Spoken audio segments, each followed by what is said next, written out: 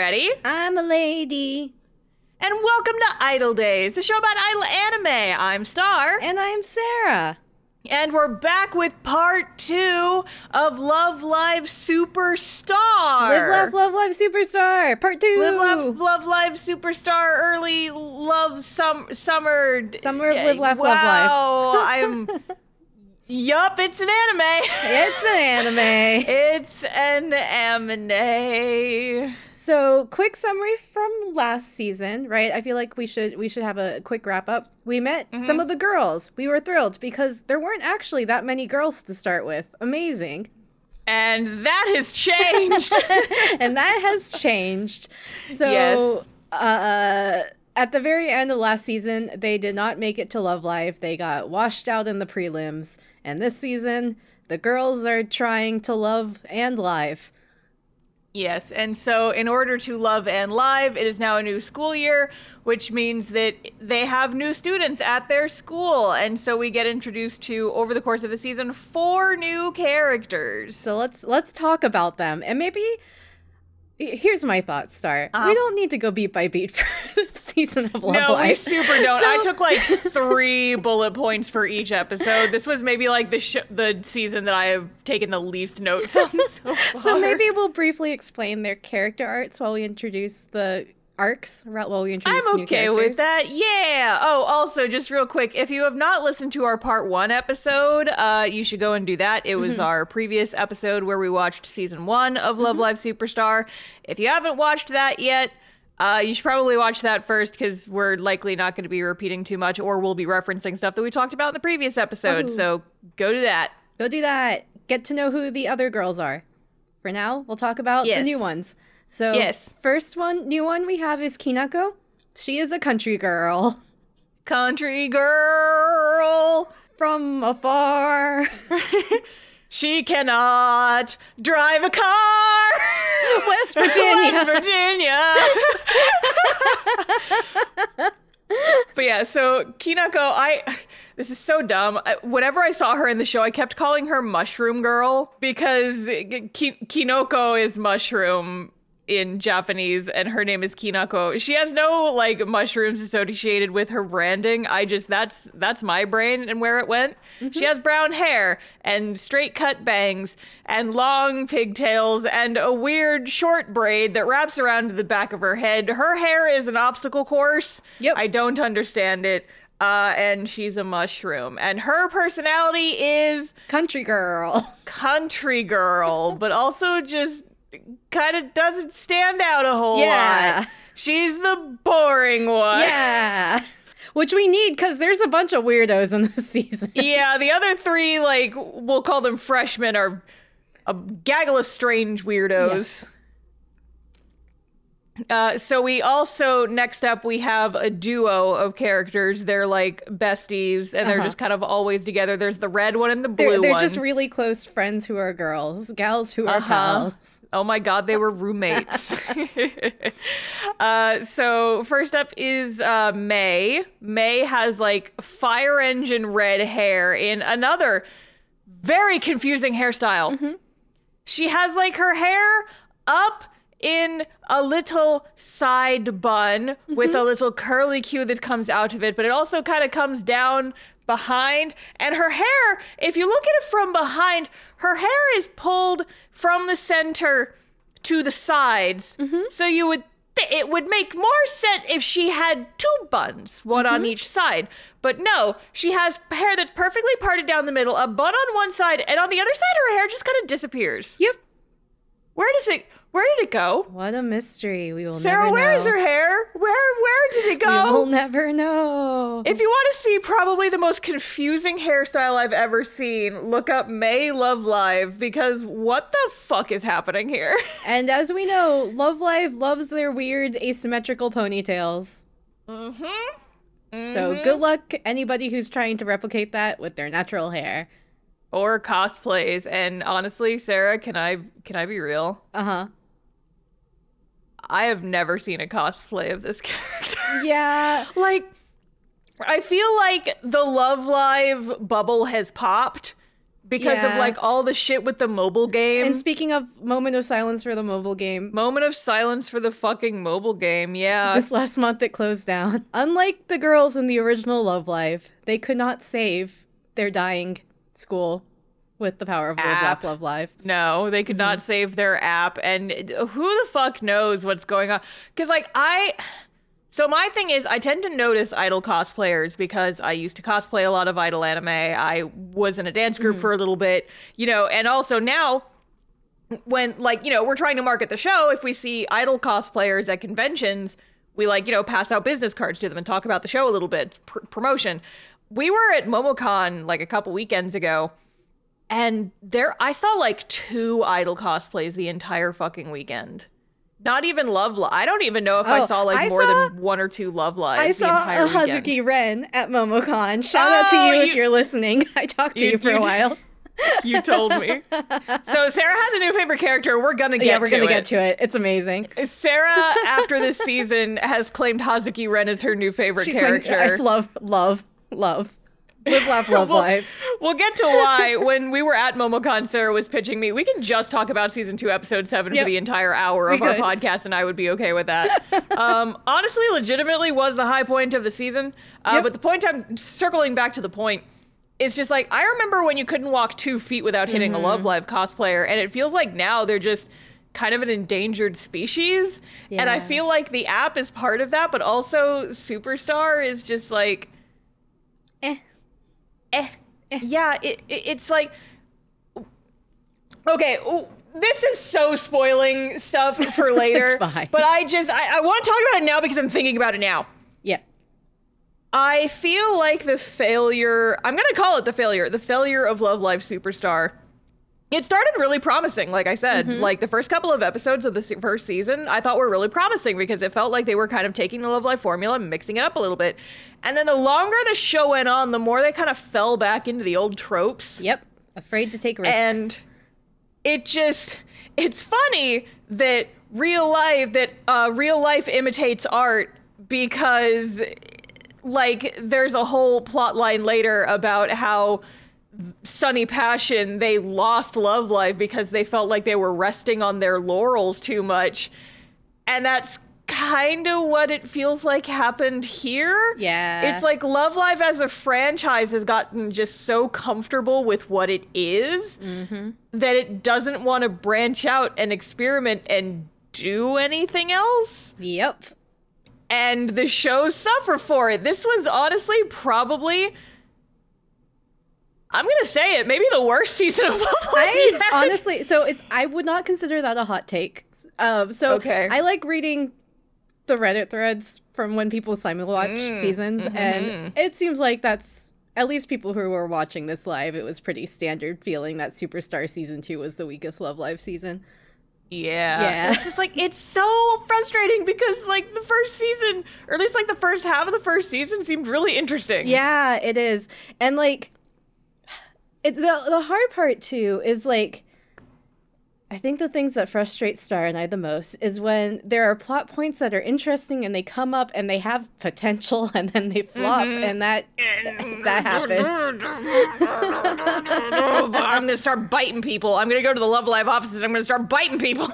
But we'll go back to the characters and then we'll continue from there. So we had May. Her personality is she's Maki V2. She really is. She's like tsundere, but she's like, I'm not cute. Look at my hair. You think a cute character would have hair like this? No. And I'm just like, girl, fix your hair. Maybe. Anyway. Yep. So that's her. She's very much like, I can't be a school idol because she's cute. Becomes a school idol anyway. Whatever. All right. And then her bestie is May. Gal pal. May is the blue one. We have the red one and the blue one. And her personality is very like aloof, very relatable to how I behaved in high school. If I'm being honest. Here's my thoughts, by the way. So finally, again, we have May V2. So she reasonably could be, right? Maki V2. May could reasonably be a reincarnation of Maki, right? We're finally getting back into the iDOL Illuminati. I saw Shiki. I saw how she was. And I'm like, finally, we once again have a reincarnation of an Udapri character. Oh, Sarah.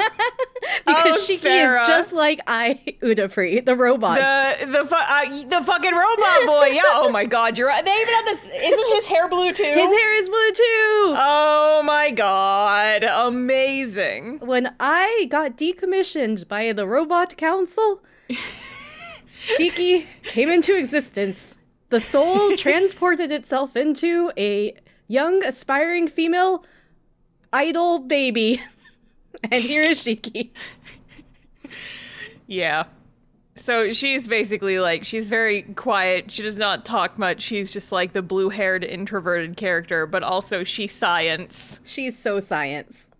She's so science. And she's, quote, close friends with May. Close friend. And they were roommates. And they were God, roommates. they were roommates. Star, I need you to now talk about Onizuka. So our final character is Natsuki. Yep. And she's insufferable. I love her. She's an influencer. She's the worst, but I love her. So the Love Live franchise has like two subgenres of characters. They have characters who are the worst and I hate them. Mm-hmm. Nico. And they have characters who are the worst and I love them. And that's Natsuki. Oni. What's her name of her business again? It's like Oninatsu. Oninatsu. So Oninatsu. We'll call her Oninatsu. It stars Natsumi, not Natsuki. I was like, that's not her name. Oninatsu. Natsumi. I apologize to all the Natsumi fangirls. I'm stupid and did not write down this character's name at any point in my notes. Shocking. YouTuber Star doesn't remember another influencer. Click here to learn more. I have no respect for her.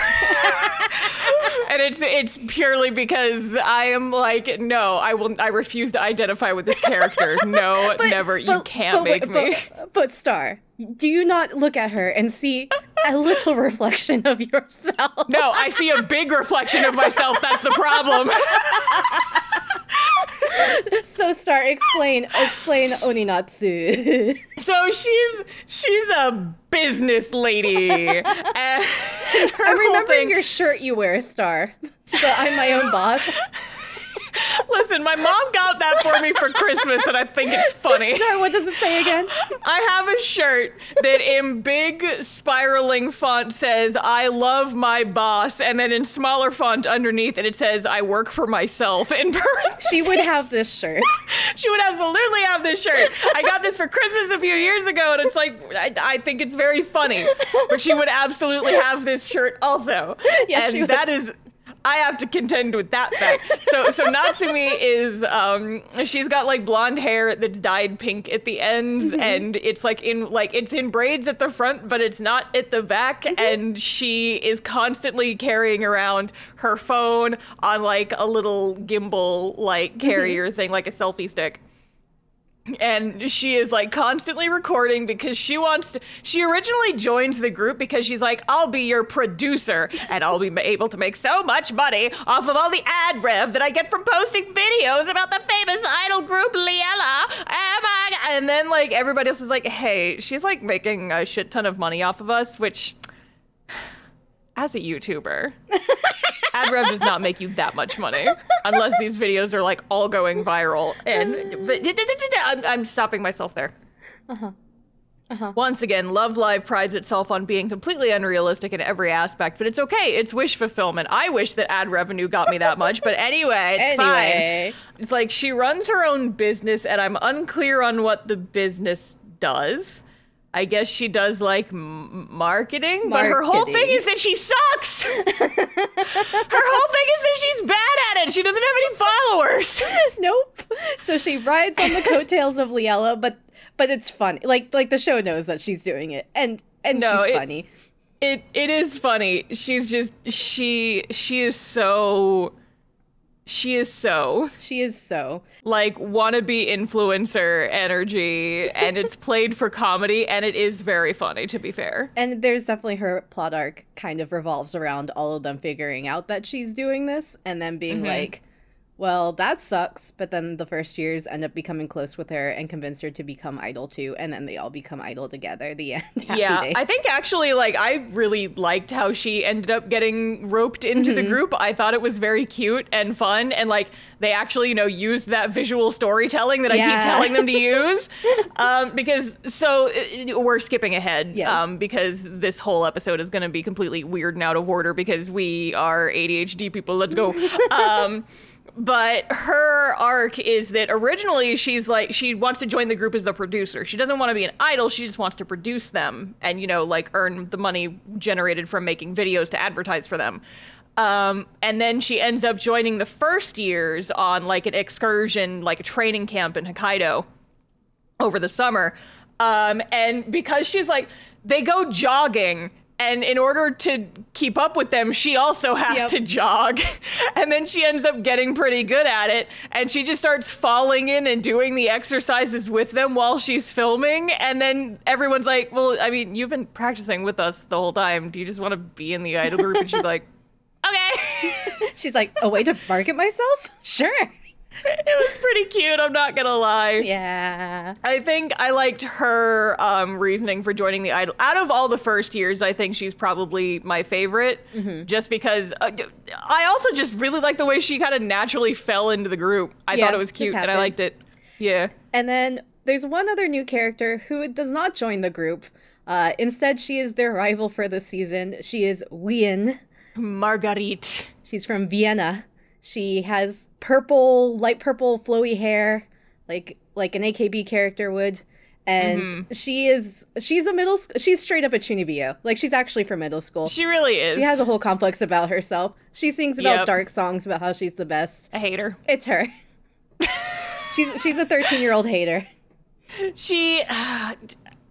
I can't think of anything specific, but I looked at her and I'm like, you're in the wrong franchise.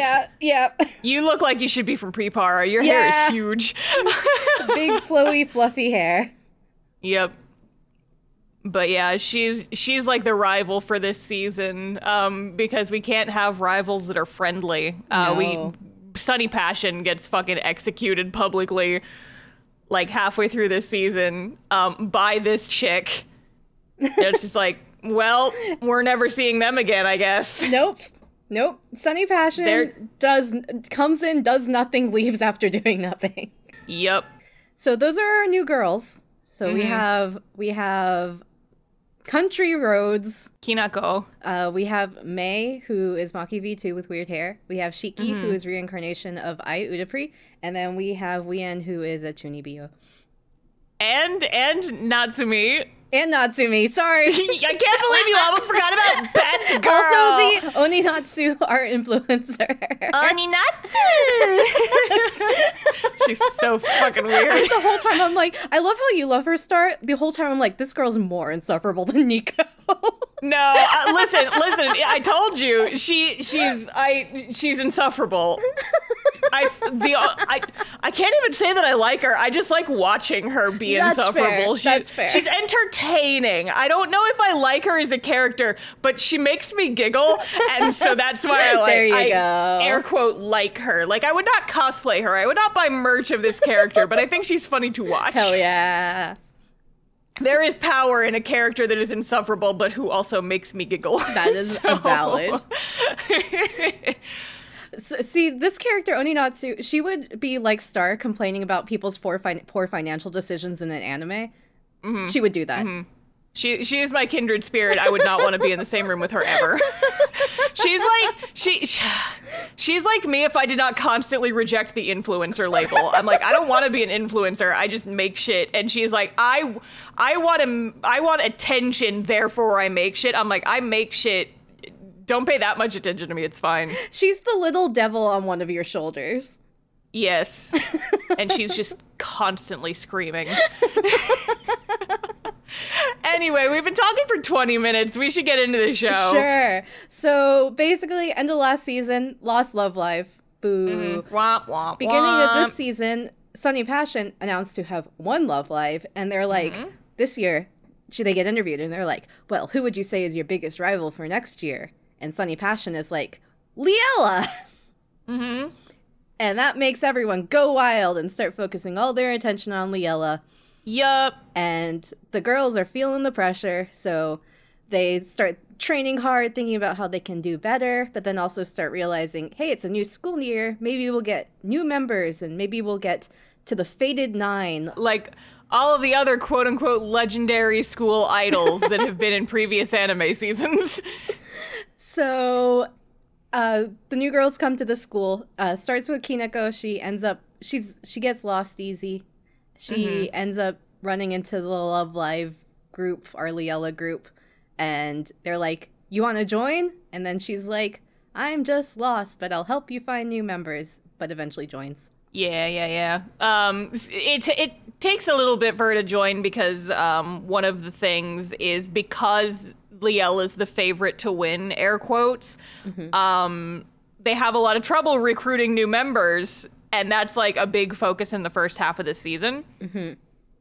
Is that like everyone's kind of intimidated to join them because there's like, oh, well, I've heard the training is really difficult, and also they're probably going to be training super duper extra hard this year because they're the favorites to win Love Live this year.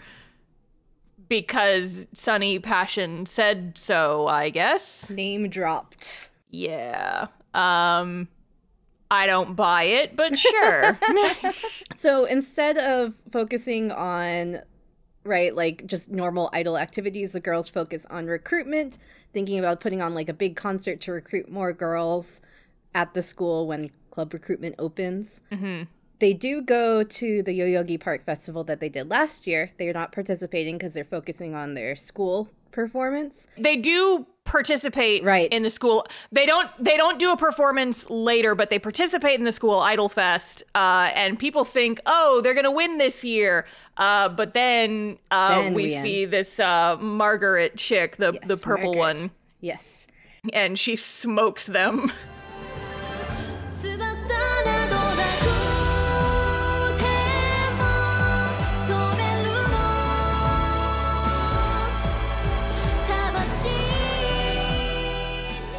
Yes, and her song is actually one of... So here's the thing about Season 2 of Love Live also. Tell me about it, Sarah. The music isn't that good. No, the music in this season is so fucking forgettable. Yeah. And I have a whole rant prepared for later. But it's in the shotgun, but it's loaded. Yes. I'm not firing yet.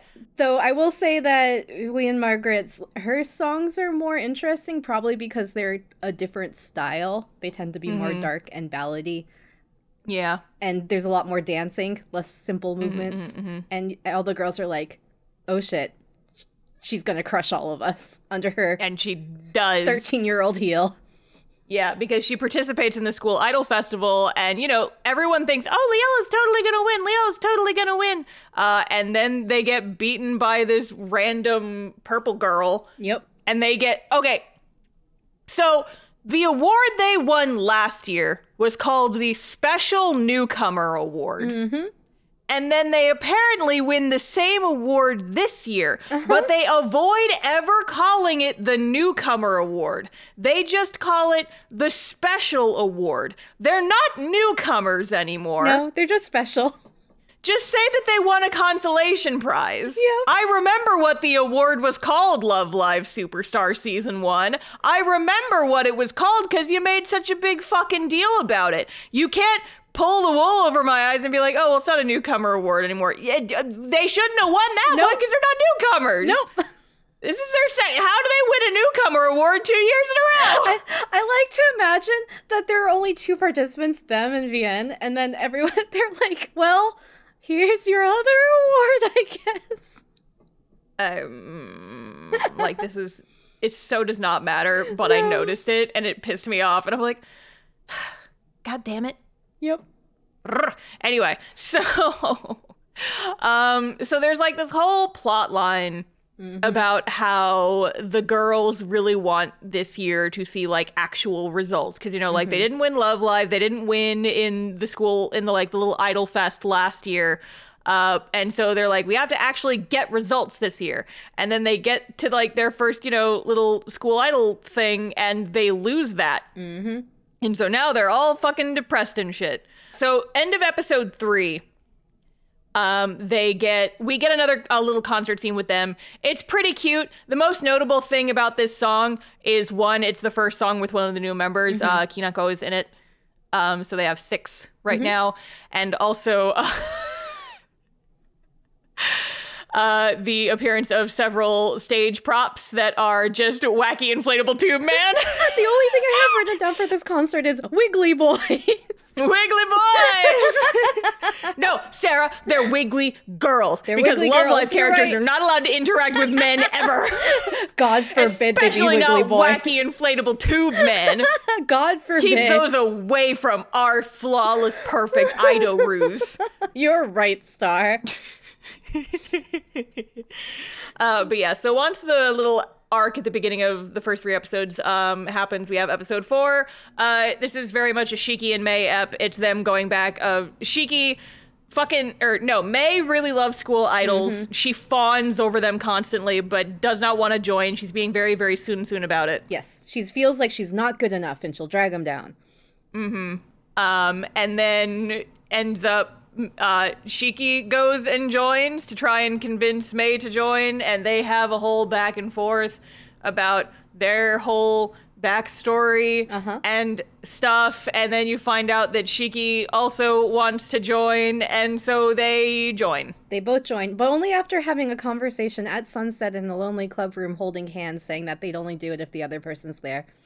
Flushing. Very heterosexual. Anyway, episode 5. Gal pals. Episode 5 is it's time for our cringe influencer. Yep. Our cringe influencer. Yep. So Natsumi's whole thing is we've seen like little snippets of her, and she works a lot of side jobs apparently because her whole thing is she really wants to make a shit ton of money. And so she sees how many social media followers Liella has, and she's like, oh my god, I could use them for cash. And so basically she does everything we already talked about. She joins them, air quotes, but not as an idol. She wants to be a producer in exchange for all of the revenue that it brings in. And the girls are like, yeah, that's fine. We don't necessarily need money. Because they are somehow getting money for like costumes and stage productions and all this other shit from somewhere else. I want to see a school idol group with a budget. Right? How are they doing these stages? I want to see a Love Live anime where they have to like raise money and have budgetary restrictions. I think that's the flaw of all of them having a rich girl in their group. But like they don't have a rich girl in this one. I thought, well, I mean, Ren technically comes from an they inheritance. have a whole thing about how she's out of money. She's poor. They had a whole thing about her being out of money. She just lives in a big house. Wow, tuition must be really expensive. Yeah, at the school that her mother started. Her own daughter can't even afford to go to a fancy-ass school. But yeah, no, so I don't know how the fuck they're getting money for all these costumes and shit, but anyway.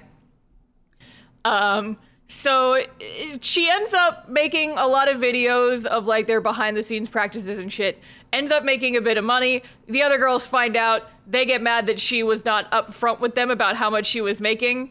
And then I forget exactly what she does here. Oh yeah, so the first years have the entire time had this whole thing of like, we're falling behind the second years because they've already had a whole year to get good at being idolus, and we haven't. And so we're gonna go off on our own over the summer and do our own training camp, and Natsumi's coming too, I guess. Yes, I think she's the one who convinces them to do it because she's like, yeah, I still have a stake in this game. The first years like me still. So yeah, episode 6 is they have a little training camp. We talk about this. We get a little snapshot of Natsumi's backstory, and honestly, the backstory is one of the reasons I can't hate her because I find her so insanely relatable. It's not even funny. Tell us, Star. So Natsumi's backstory is that she has had like big aspirations ever since she was a little kid of like, I want to be an Olympic athlete. And then she like comes in last place at the school sports festival. And then she's like, I want to win a Nobel Prize. But she like gets her test grades back and she fails miserably. And similar to Samire's whole thing is that I find it very relatable of like dreams being hard to achieve and sometimes you feel like it's not worth trying. And I'm just like, it's okay, baby girl, you're gonna be a school idol, and I don't know if that's good for you, but you still suck, but I find you relatable. And one thing I find very funny, again, reading back through people watching this seasonally, so episode by episode, week by week, so pretty slow watching. Up until this point, people were like, Oni Natsu is going to have this really tragic backstory, which is why she really struggles with money, and money being such a priority. But it turns out she just changed her dream for her dream to be having money. Yeah. Which is really funny. It is also really funny. No, yeah, I was definitely expecting her to have more of like I grew up in a really poor situation, because that would have, made more sense. That would have made a lot more sense. But instead she's just a little gremlin. She's just a little gremlin who doesn't want to work when she's like gets old. And I'm like, I mean, yeah, I can relate to that too, I guess. But has to make her own retirement fund now. There's some hidden trauma in this child, and the anime never delves into it, but I know it's probably there. I'm a better writer than these hacks. And I will admit that. The one fun show don't tell during this is Oni Natsu again. She's always about like getting the views and, getting as much eyes on her Y tube as she can. It's L tube. L tube. Take that L. There's a point where she thinks about making, like, horrible clickbait about, like, the friction in Liella, and then she grows closer to the girls, and then she just makes it a nice video. Yeah, it was cute. It's like, don't give in to the clickbait. Don't be a drama tuber. At the very end of the episode, there is a concert with her in it. Yes. It's a really weird map. Yeah, the song is strange, but and the outfits are very bizarre. Yes. I hate these outfits. They're awful. But the song is kind of fun. Yeah, it's a weird, little bit. It's a fun summary song. So it's like just summary lyrics. There's a part where they go like baby, baby, crazy coconuts, which is fun.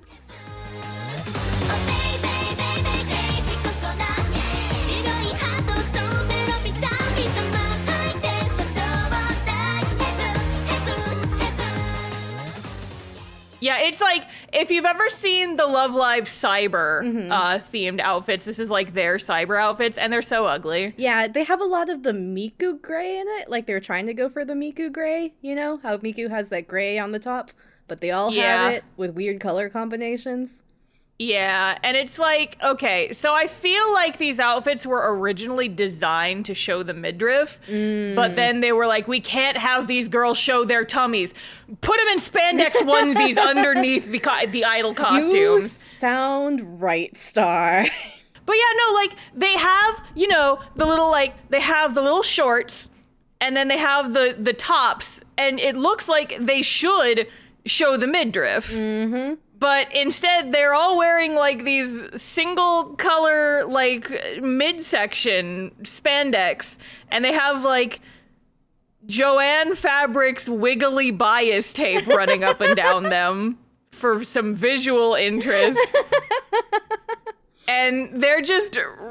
They tried. These are horribly ugly. They're really ugly. I think that's probably the problem, too, right? Like... Liella also hasn't had very many good outfits, or at least not very many standout ones, so that doesn't help with the lack of cosplay or merch. The ones from the last episode of season 1 were arguably the best. Yes. Like, these are terrible. Yep. I don't remember the ones from episode 3. Yeah, like the episode 3 ones weren't bad, but they were forgettable, right? So it feels like they're either forgettable or ugly.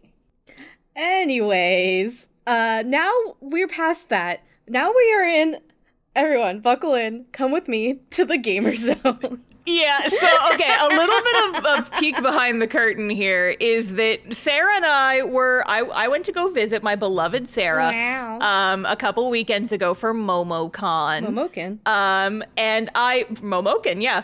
I purposely did not watch most of this season until I got back from MomoCon because we didn't want to talk about the anime and then ruin our, like... run out of discussion points before we actually recorded, right? And But Sarah was like, Star, season 2, episode 7 is the best episode of any Love Live ever. It really is. And I was just like, what happens in this episode that you were so excited about? And I'm not Sarah, this is all you, baby. Okay. I know you want to talk about this fucking episode, so talk about it. Okay, it's not the best episode as far as being dramatic or giving us plot. It is just the best episode of Love Live.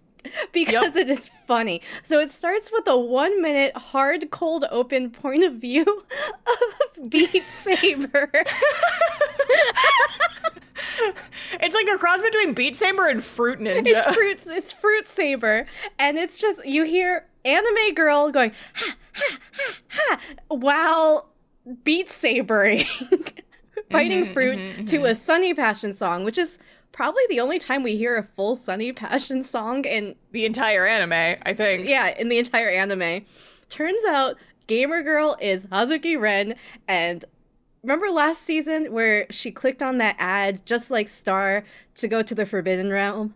It infected her with the gamer virus. The gamer virus. And she is now addicted to video games. She needs that $10 Steam gift card, Star. She needs it bad. And no! Shut up!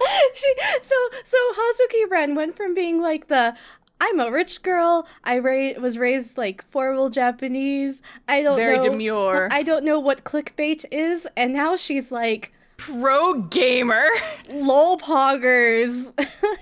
High elo League of Legends. Let's go, gamer girl. Capital G, capital G. It's so fucking funny. The plot of this entire episode is Ren is exhausted because she can't stop playing video games, right? Because she's a gamer. She is deeply ashamed of being a gamer, as you should be. And all the other girls are really worried about her because Ren, meanwhile, is supposed to be writing these lyrics, and all they see is they're like, hey, or not lyrics, music, and all they see is like, Ren, are you okay? Did you write the lyrics? And Ren is just looking exhausted because she's been up all night playing League of Legends. And she's like, no, I haven't written anything. And all the other girls are like, oh shit, Ren is doing too much. She's breaking down. She's doing bad mentally. Meanwhile, Ren is playing Fruit Ninja. So fucking funny. It's so fucking funny. But also, we have to talk about the scandal subplot in this episode because I know you want to talk about that too. See, they made this episode for me. They made this episode for Sarah. She could not resist talking about it. Like the day I got to Atlanta, we were driving around and she's just like, Star, I have to tell you about this episode. I'm like, fine, just spoil it for me. And so we were like in the drive-thru at Dunkin' Donuts or some shit. And she was just like, Star, I have to tell you. Sarah hyped on caffeine. About this fucking gamer episode. So what happens is Ren goes to work alone, like to make this song, ends up playing Genshin on her phone, right? As you do. And May runs in, finds her because she's worried, and May also knows how to write music, catches Ren playing games on her phone. And then Ren's like, holy shit, you saw me playing games. You have to take the secret to your grave.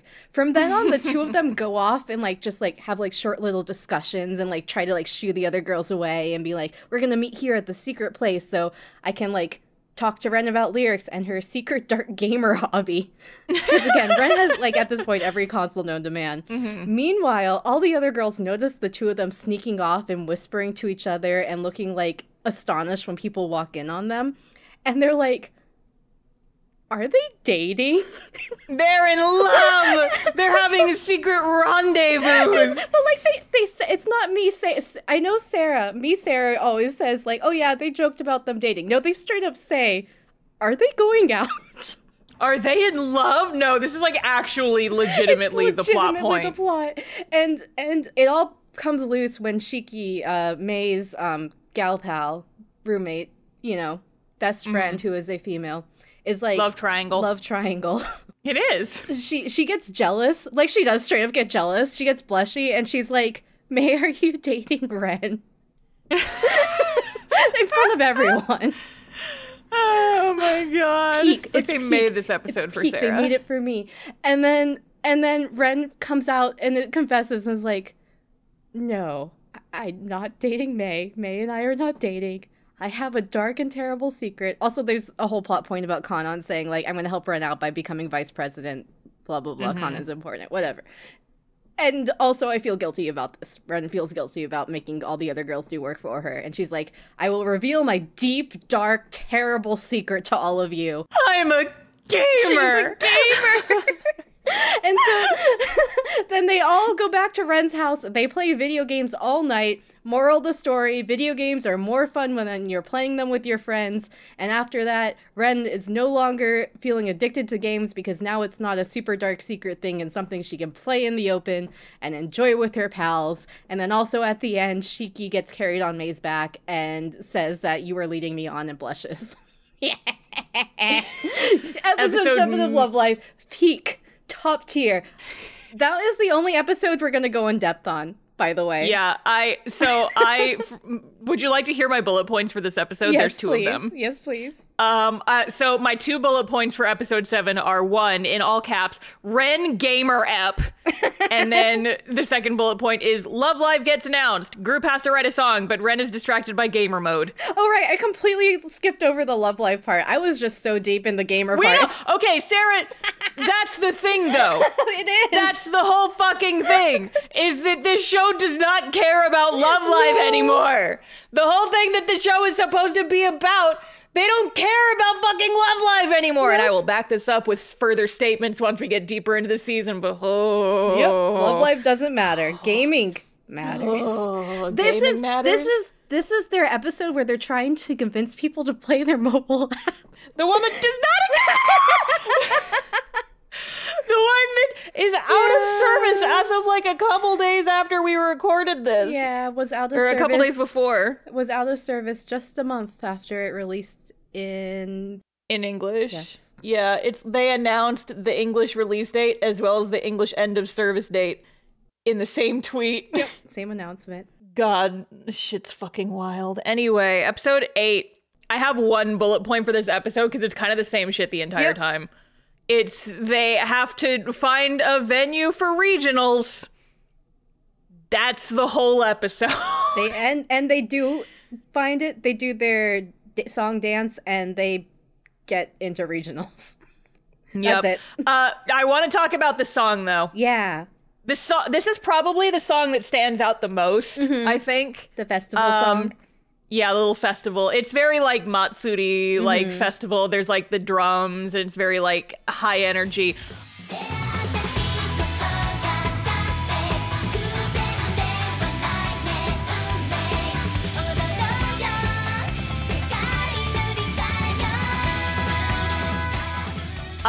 So I would say that of all the songs in this season, it's downhill from here. Yeah. But also, once again, these outfits fucking suck. Yeah, they're pretty.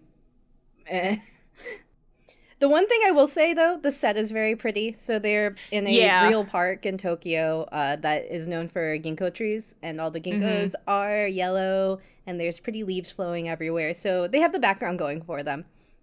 Yeah. But these outfits are like cow pattern, black and white spots and stripes, and they've got like I don't know, it's like the ropes. Yeah, they kind of look like taiko drum outfits, but like... Yeah. But they're like white and black and purple, which, you know, the purple does complement the yellow of the ginkgo trees. But these, like, they still tried to work the image colors in, and they just don't fucking look right. It's like the color combinations end up being bad this season. They're so bad. And it's just like, some of the characters have, like, white fabric with black spots, and I'm like, okay, so they're cow patterns? Question mark? They ugly. Yeah. Like, the little stars on them are cute. But that's about it.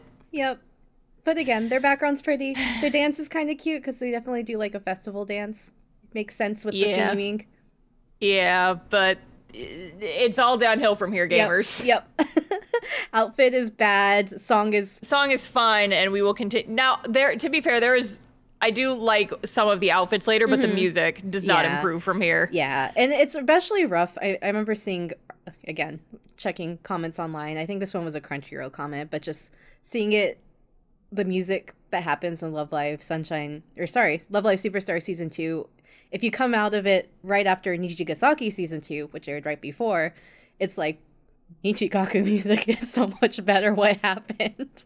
Yeah. It's kind of wild. It's rough. Episode 9, this is our Cuckoo Sumire episode again. Yes, talk about it. So basically, they get through the prelims, but they review their performance. They look at their little video, and all the older girls are like, well, we got through prelims, but we're still not good enough to beat that 13-year-old, right? Mm-hmm. And so they realize where they're falling behind is that their younger members just, like, they're doing their best, but they're inexperienced, and that's how it is, right? Mm-hmm. So there ends up being this debate on, so what should we do? Should we train the girls harder, even though they're already exhausted? Should we take it easy and just have fun for Love Live? Or should we compete just us and not have the first years compete for the rest of the Love Live competition? Yeah, and I do think this was kind of an interesting plot point because it is something that none of the other Love Lives have had before, because in previous Love Lives, it all takes place over the course of one academic year. Yep. Because all of the characters join at the same time. And so having characters with different levels of experience, like, that is interesting drama, you know? And that is something interesting that they have to contend with, because this has never been an issue before. So I am glad that they covered this. It's just... Yeah. The whole fucking Cuckoo thing was dumb. Yeah, so if we remember from last season, Cuckoo got a mysterious phone call about how she'd have to return to Shanghai if she doesn't do well in Love Live. So, and Sumire overheard that. She hasn't told anybody about it, right? Mm-hmm. So for this episode, Sumire starts being like, hey, we really, really need to get into Love Live. But knowing that Cuckoo wanted to keep this secret, she's like, and I can't tell you why, except it's because idols are below me if we don't get in, pretty much. It gets to the point where, like, all the second-year girls, like, fight really hard over this, about how Sumire is like, we need to do it without the first years, and the first years are like, it's okay, we'll do whatever you say, right? And Cuckoo's like, no, we want the first years, I want to have fun, and Sumire is like, having fun's not gonna win us the competition. Yeah. And then if we don't win, you're gonna get sent back home. Yeah. And I don't want that because I'm in love with you. Yeah, basically. So, yeah, that happens. They have a confrontation. It pretty much is that. Like, Sumire even takes out, like, the crown that Cuckoo gave her last season, being like, I've been holding on to this entire time, and it gave me purpose in life, and you gave me purpose in life, so if you go back to Shanghai, I don't want to be an idol anymore, and this is why it's serious for me. And then Cuckoo's like, oh, she literally says, I love you and I hate you, and starts crying. And then they kiss. They don't kiss, but God, I thought for a moment they were going to kiss. There was the Sumire's head was being held in Cuckoo's hands, and Cuckoo brushes the tear away from her cheek and then, like, lunges in, but then they hug. Yeah, they hug instead of the kiss, and they missed. They missed.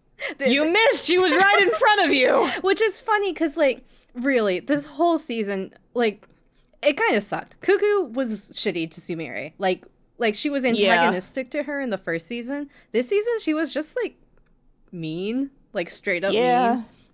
Which wasn't fun.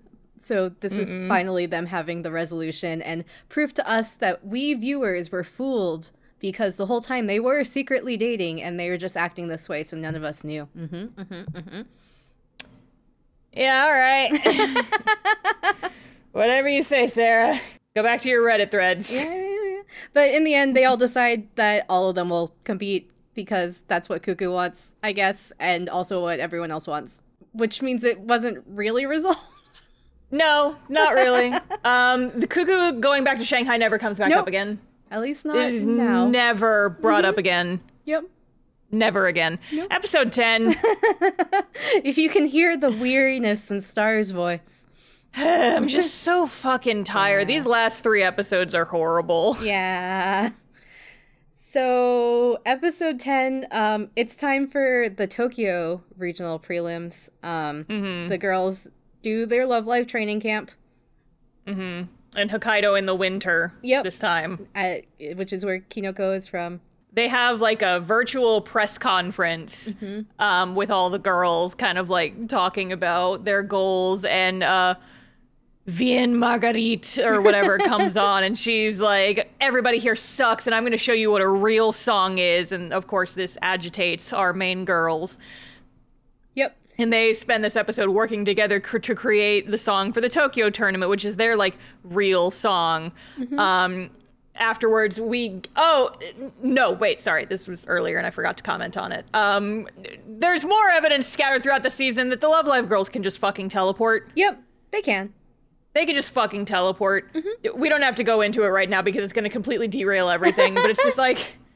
It's part of the magic of being an idol. Why did Kanon go to Hokkaido in one episode just to have a conversation with... And leave. And then leave? Hokkaido is like, you have to get on a fucking plane to get there from Tokyo. Yep. It's like a whole separate island. What the fuck? Anyway. And it's treated like, oh yeah, I had to hop on a bus for like an hour. It was a really long trip. Girl, you took like a 3-hour plane ride to get there probably. Anyway. So it's time for the Tokyo tournament. Margaret does another song. It's very like dramatic. Basically saying he's like, I am the best. I am number one. I am the ultimate songstress. And again, the hard part is like, again, Margaret Vian's music is still like, it stands out compared to the other girls because it's not as samey.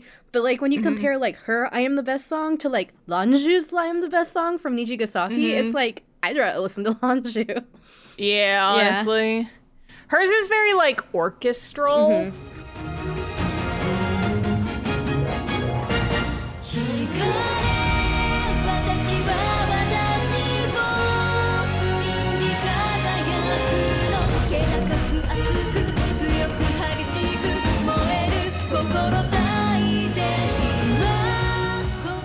And her dance moves are very ballet-ish. It doesn't really scream idol. Yes, that's true. Which tracks with her whole backstory where she's more classically trained in Vienna.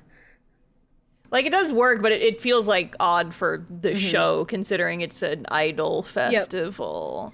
It would be like if a ballet dancer showed up to like an idol concert. And it's like, what? Maybe you're missing the target demographic here. Anyway.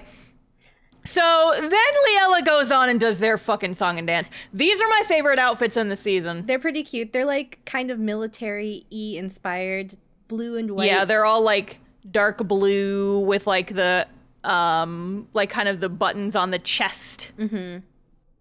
Like Welcome to the Black Parade. It is. You know what? Honestly, you're not wrong though. They've got like the little epaulettes. They're pretty cute. They're still a little strangely patterned, like the proportions are a little odd. Like the tops are a little short. Yeah. I feel like they should go down a little more, but you know, whatever. It's nice because like they do actually they glitter a little bit. Yeah, a little shiny. And I like the visual effect. But anyway, the outfits are the best part because this song is so fucking boring. I wrote down, it feels like an off-brand masterpiece. Yeah, no, it kind of does.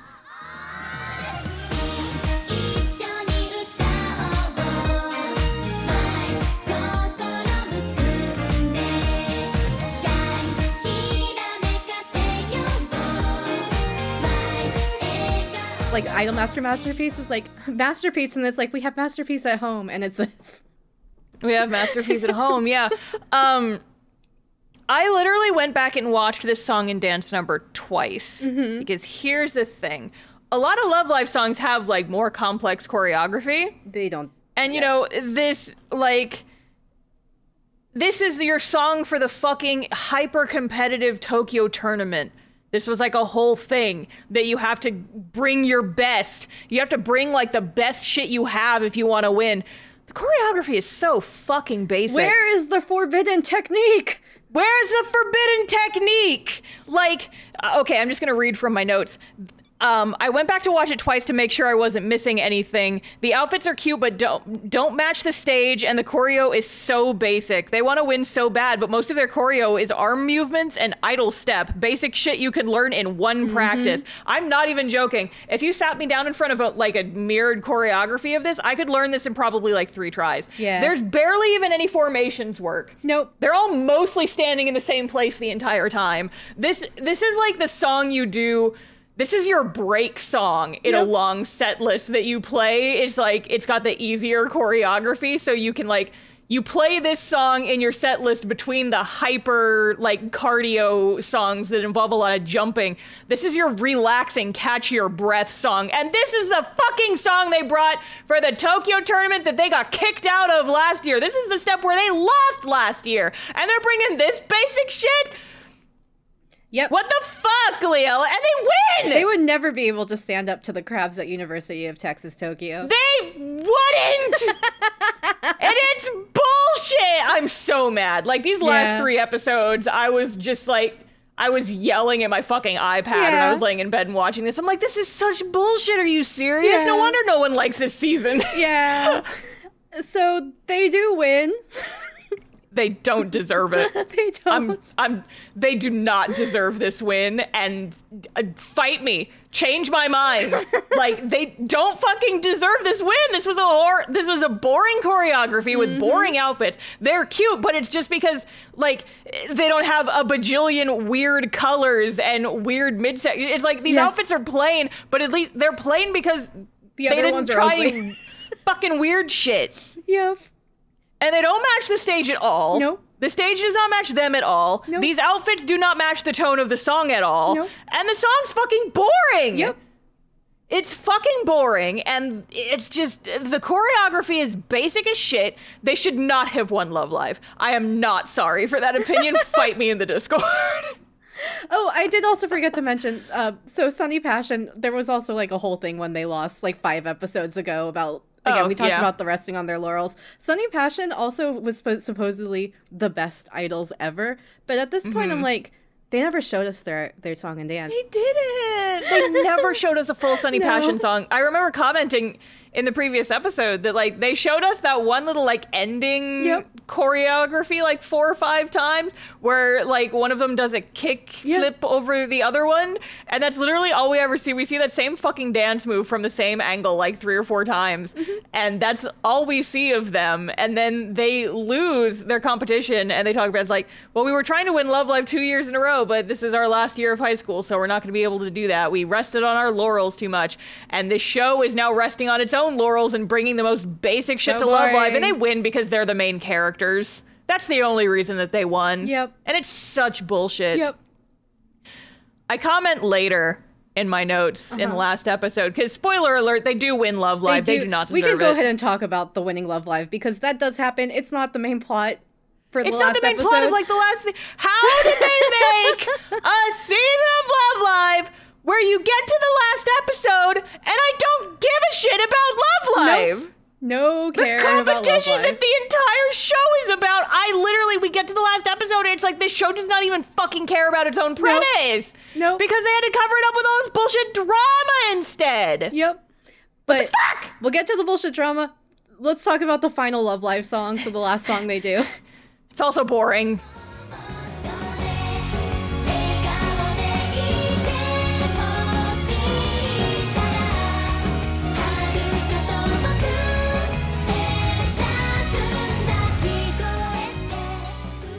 I just took my phone out and checked my phone for a few minutes while this was going. The outfits are kind of cute. I'll give them that. Yeah, now that I'm looking at these, I do think I like these more than the blue outfits. Because these are all they're image colory. They have tiny top hats, literally. They do have tiny hats. And the pastels are nice, I guess. Chisato's hair comes down even, so that's pretty exciting. Yeah. She lost her balls.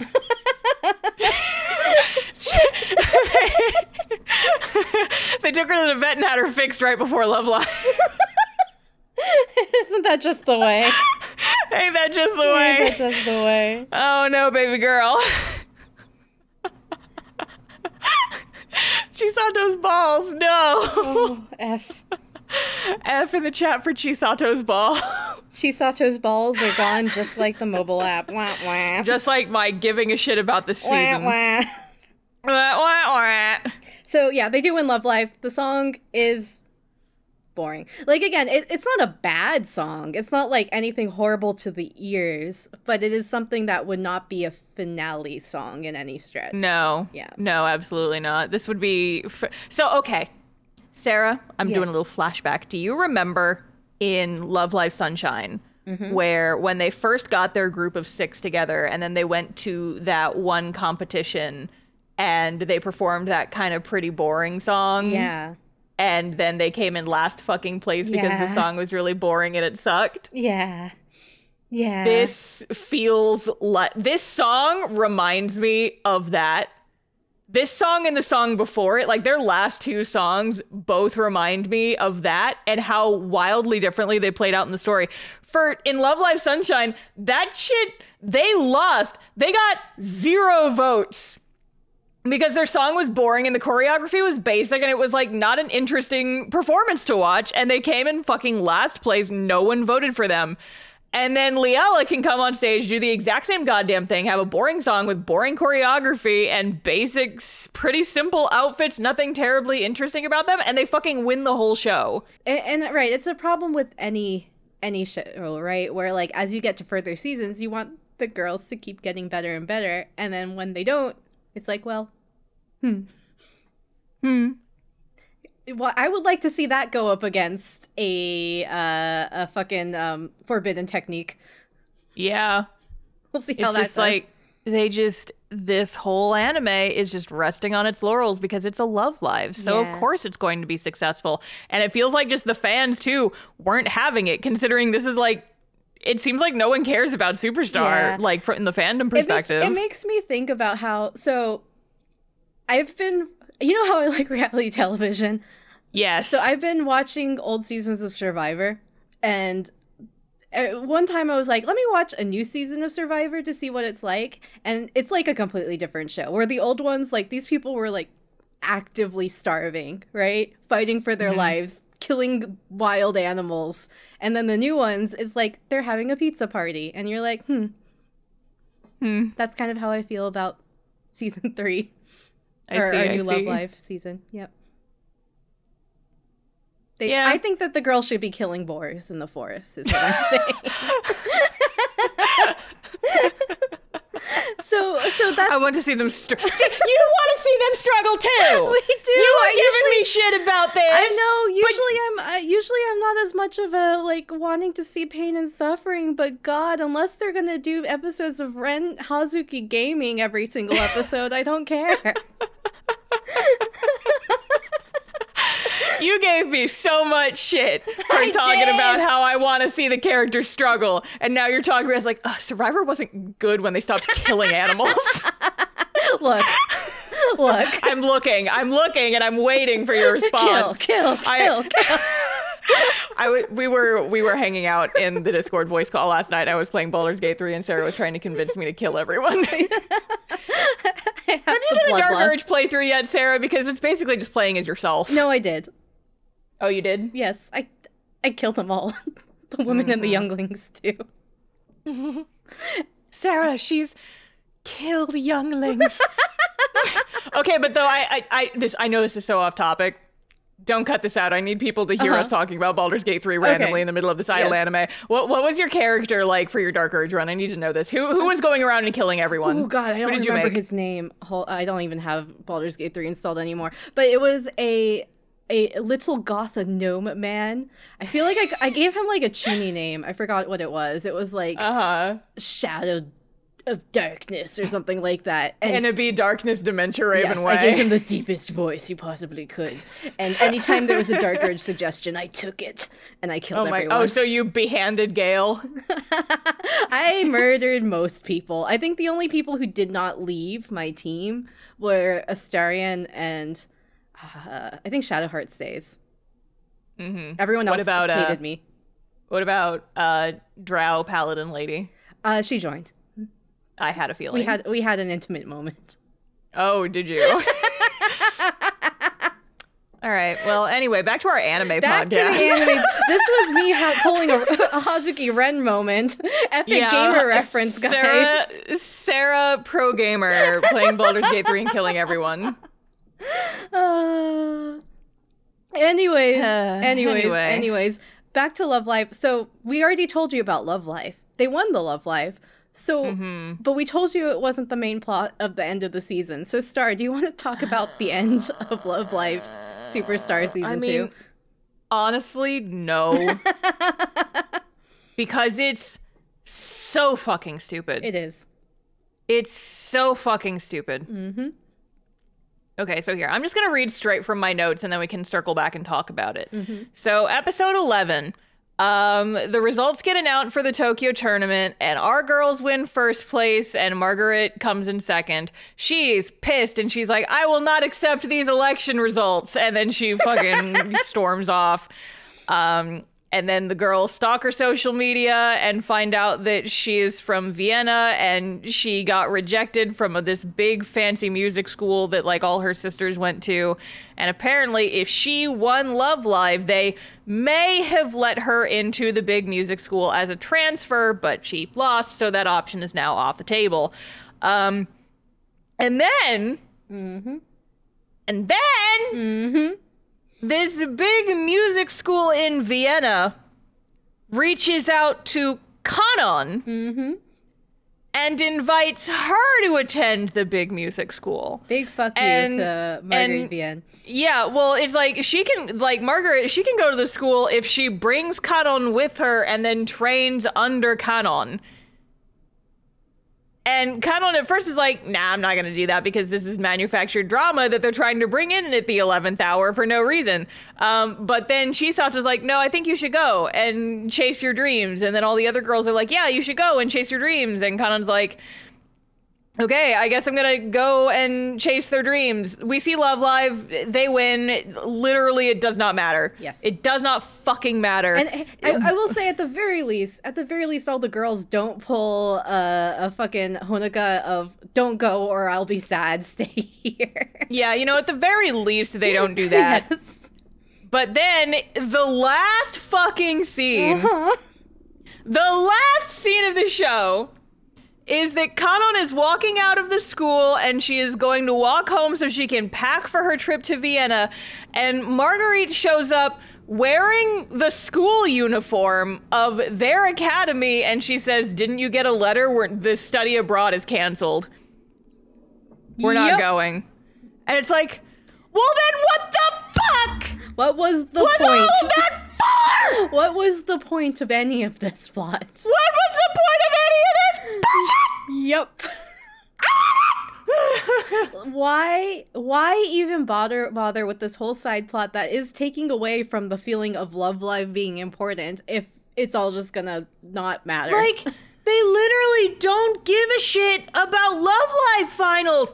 They show, it's like it's a chore. It's like, oh yeah, we'll just go perform at Love Live just to get it out of the way, and then it doesn't matter anymore. And I'm just like, why the fuck do I not care about Love Live in the anime called Love Live? The anime is called Love Live!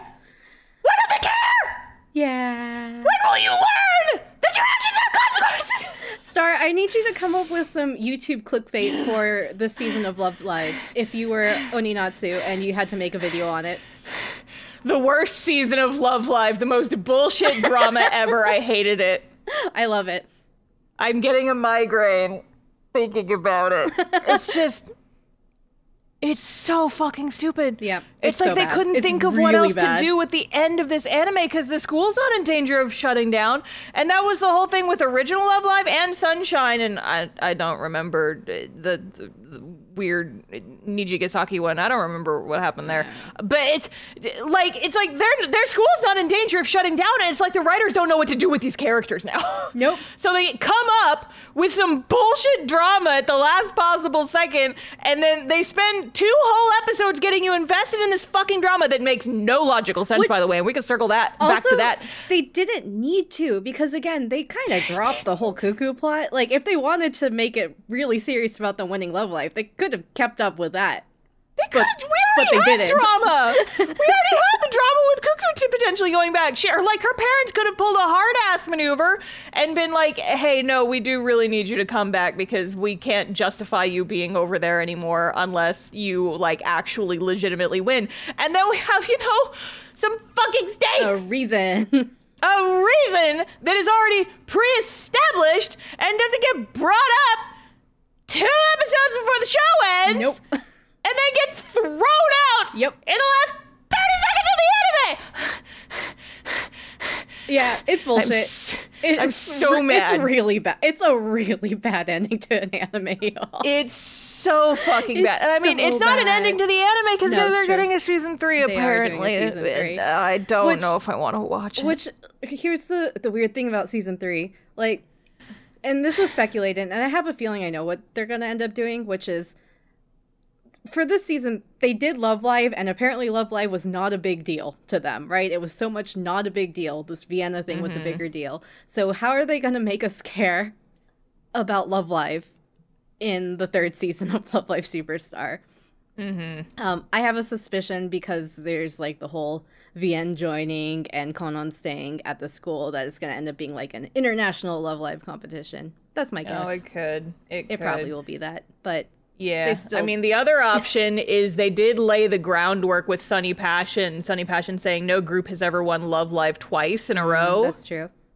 And so they could just do that if they wanted to be lazy about it. But it just or they feels could like do both. You can't care enough. Yeah. You know? I feel like they won't just do that. I do feel like, the international thing is more likely. What they need to do is they need to pit these girls against the other Love Live groups and be like, hey, do you stand a chance? They can't, though. All the other groups got raptured. What about Nijigaku? Are they raptured still? I forgot. Do we care about Nijigasaki? I like their music. Their music, yes, but they don't perform as like a group and they don't compete in the Love Alive. You're right, they don't. They literally don't. A shame. How do I care less about Love Live in this season than in Nijigasaki? Yeah. What the fuck? Yeah, they like it really is they really throw away the Love Live competition. It's like this happened. It's a fucking footnote at best. Yeah. And it's treated more of like this is our goodbye with Kanon rather than like this is a thing we're really trying to win. Which makes you feel like you don't care if they win.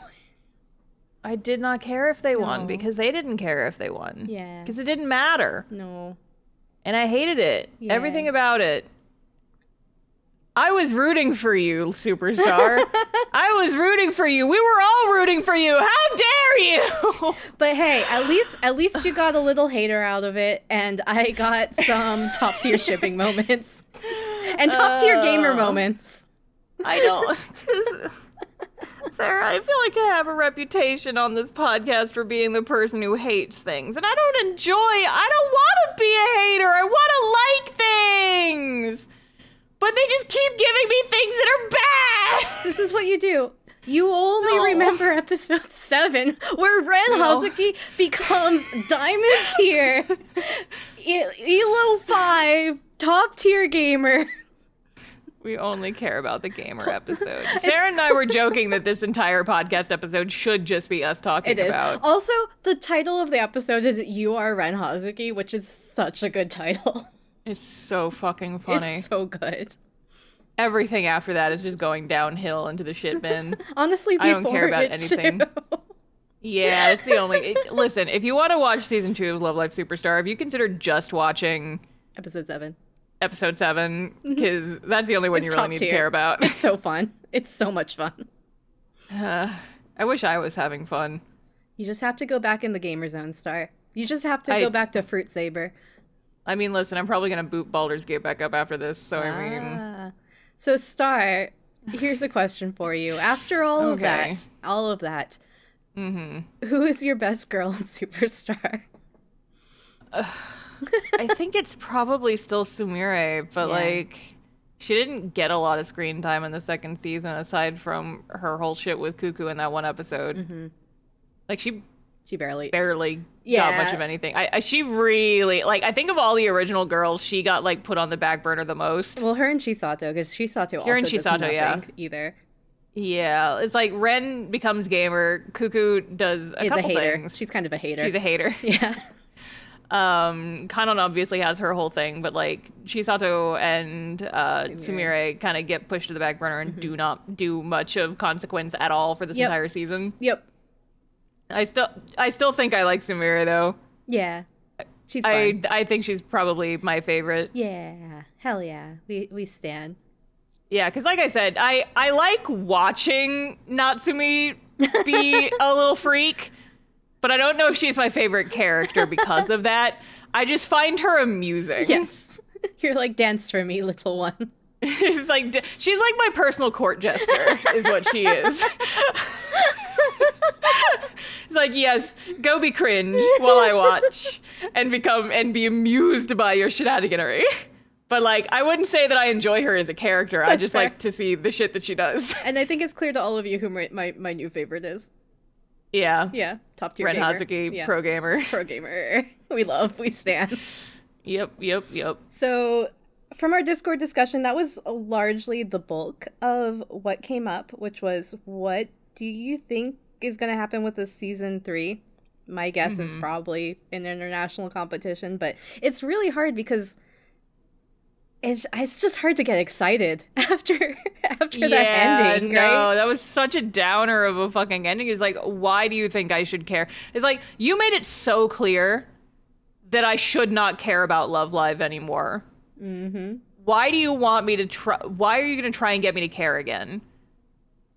It's like you spent the entire season teaching me that 2 + 2 = 4. And then at the end of the season, you said, actually, no, 2 + 2 = 7. Fuck you. And it's like, hey, did you hear that 2 + 2 = 4? And I'm like, no. Apparently it doesn't, and I don't care, so I'm leaving. Yeah. I can't trust you anymore. Yeah. I can't trust you with my mathematical facts. Get out of my face. And then go away. Another question from the chat is, do we feel like Kanon was given too much attention or was too important this season? I mean, yeah. I mean, yes, but I would argue it's less Kanon as a character and more, why the fuck did any of that need to happen? Yeah, it's the contrived plot of it all. Can I rant about how much this plot does not make sense? Yes, please. So, it's a school in Vienna. Uh-huh. It's a big fucking deal. Mm-hmm. Why did they reach out to Kanon specifically, aside from the meta reason of she is the main character? Yes, she likes singing. She's not even in the music program at the school. Nope.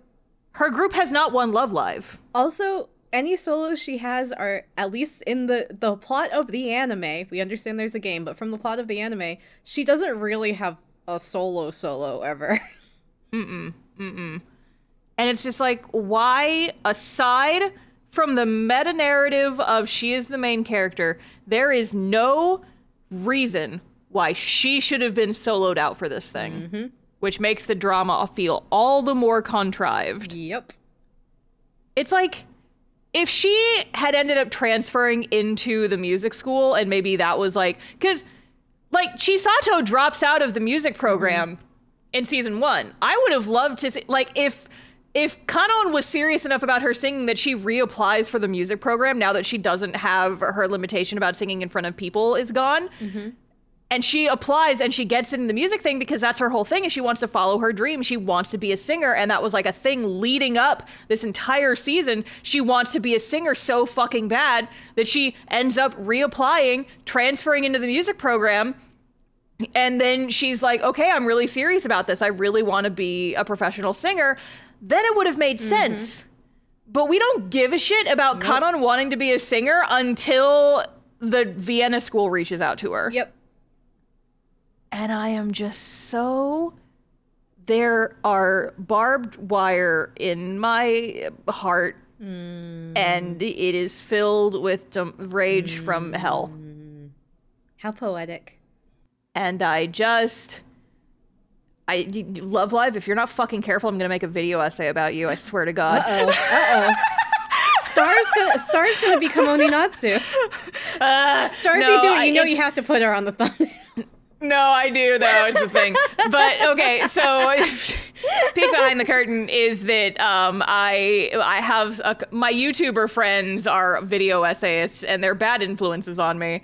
And so I just recently made my very first video essay talking about storytelling in media. And I talked about Husband Hotel. It's fine. Don't worry about it. And so that video went very well. And people were like, oh, man, I'd love to see more of this. And so now it's just like, what else annoys me that I can talk about more?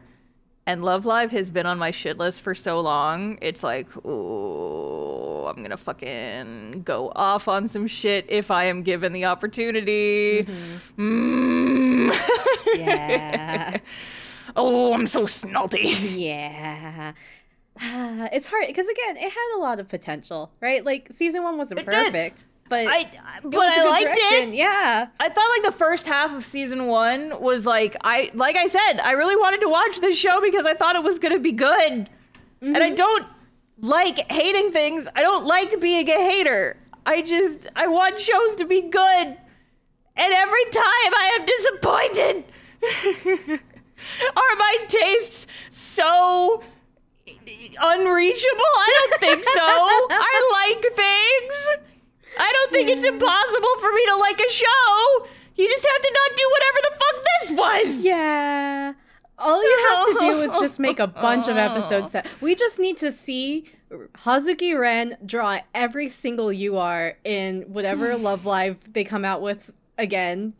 Hazuki Ren can promote the new mobile game by making a season only about her playing the mobile game. Well, yeah, I mean, isn't Love Live Sunshine getting that weird spin-off anime where it's just like kind of... Yeah. It's not... I don't think it's an isekai. I think it's just like a fantasy series. It's just straight up fantasy. Yep. Yeah, I don't even know if they're idols still. But, like, yeah, we need that. But it's an esports anime about Ren Hazuki's rise to stardom. Yeah. That's what I need. That's how you do it. That's what the perfect season 2 would have Sarah. been. Write that fanfic, Sarah. Ren Hazuki, after the idol group breaks up, becomes a professional gamer and esports player. And then the one other question from our Discord is, they say, we know Star's streaming VTuber persona.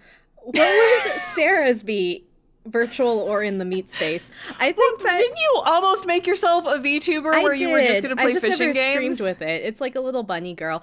But I think my gimmick, right? If we're talking about my gimmick, I like fishing. She does like fishing. I love fishing in video games. It's top tier. We were on a call last night and you were fishing. I love fishing. And I also like talking about shipping. So, fishing and shipping. Fishing and ships! Fishing ships! Sarah, that's what your channel's called! Fishing and ships! Channel name. Uh-oh, it's good. How is that? That's too bright. Sarah, you can't not use that. No, it's you really have good. to You're now. right. You have to now. Shit. Oh, no, you're right. Fish and chips is really good. Sarah, it's so good! No. Oh, no, it's so good. Oh, no. So, there you go. Fish and chips. Fish and chips. I look forward to watching all of your streams and being your biggest simp. Make the fish kiss. There's plenty of fish in the sea, etc. Yes. That's your tagline. There's plenty of fish in the sea. You just go fishing in your video games. You talk about chips and anime. Wow, incredible. Sold. I would watch this though. I would watch that you bring on guests who talk about their favorite chips. Oh my god. Oh my god. Oh no. Welcome to our Idol Anime podcast where we're talking about fishing video games. And Baldy Gay. And Baldy Gays. There's no fishing in Baldy Gays, and honestly, I feel like that's the reason why you didn't get more into it. That probably is. That's why it's uninstalled. Oh. No fishing. No fishing. No fishing? Uninstall. It's like that no head meme. But it's you. It's like no fishing, and you just fucking throw the PC against the concrete and jump on it. So for our next episode, it was the loser in our last poll. It did not come first, but from 0 to 1, we're going to talk about the newish Idol 7 season, which is... Third Beat Part 2. Isn't that what it is? That sounds right. So Idol 7 Third Beat Part 2 is what we will be watching all together. It will be our discussion for our July episode. So if you want to take part in it, comment in our Discord. So join our Discord. Links to our Discord are on our website, which is idoldays.card.co or idolluminati.net. Star, do you want to promote our YouTube page as an influencer? Nani Natsu! Check out our YouTube channel, where we are slowly but surely inching up there. We are working on getting our YouTube channel up to 1,000 subscribers so we can start earning a little bit of ad revenue off of our episodes. So maybe we can eventually, you know, like pay for Sarah's Crunchyroll subscription and maybe even hire an editor so that we don't get as overwhelmed by editing the episodes ourselves.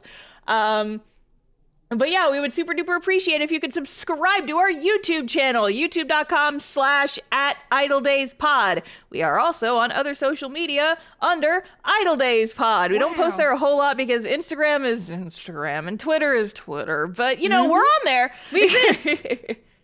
But most importantly, if you want to hang out with us, you're more than welcome, as always, to join our Discord server. There's not a whole lot of folks in there, so it's still pretty, you know, like small, cozy. You ever want to talk to me or Sarah, that's the best place to go and talk about fish and chips. Fish and chips. Also, shout out to people from Discord who met us at MomoCon.